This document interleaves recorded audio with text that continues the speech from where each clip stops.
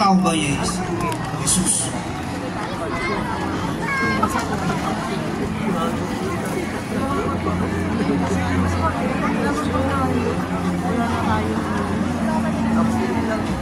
Ngunong manas, siya nga si Jesus sa titiyak.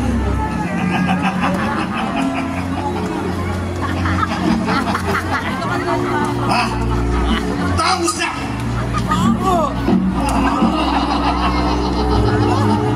Kasada, kung iyong mga alagad, iniwala ka sukat at ang mali mo kamalian.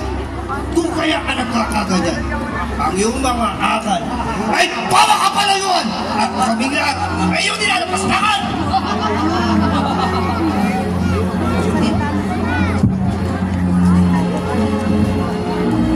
Jesus, nung pamanguna, ay pinakamimidhi kung makaharap kang talaga upang mainggan ka ng mga salita ay kinalat mo sa buong ang iyong mga tao kinaralan ay isinisigaw ang buong mong pangalan, Mesiyas.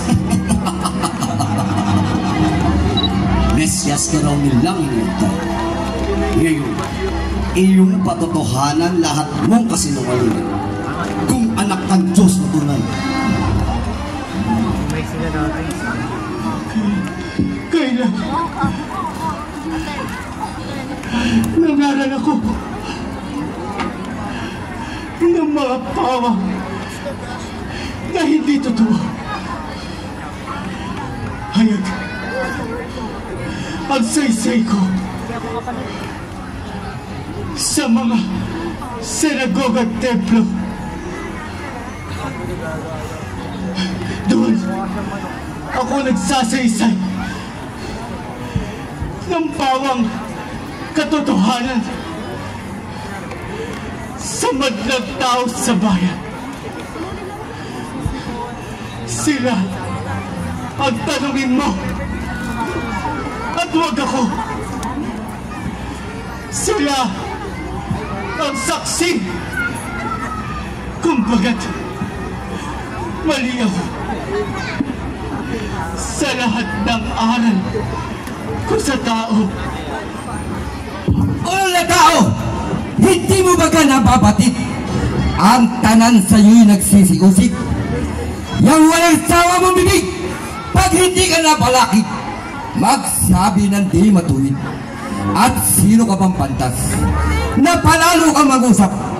Tugon mo'y di nararapat sa pamulong iyong harap.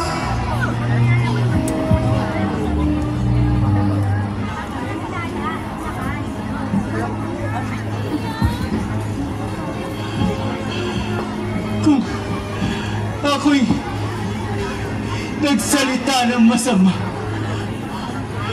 patunayan na ang kasamaan natapat ko't mabuti na kung bakit mo ko sinaktan. Mahal ko, sa anong kabagayan at sa harap ko siya iyong sinaktan? Ito'y hindi kagandahang asal. Manapay mapaglapastangan sa naritong mataas na kapangyarihan. Ipagpaumanhin, mataas na Pontifice. Ito'y kanilayong bulaan. Kung magturing ay banal, ang lahat ng kasalanan di dapat dungalan pagkat pawa kasinungalingan. At siyang nagtuturing natin, walang hindi nagpupuri. Propetis na nagpapis at kanya rin inuusap. Ang mahal na simbahan ay wawala kung masisirat palansak. Iuulit ilang laban, tatlong araw maganap. Ito rin at walang hindi rin iba ang nagsaysay sa balana. Yang pag-uugalit pag-iba, pagkalit at pag-alara sa batas dating lang. Diyos Esportes Paga! May pao sa gol ko ta!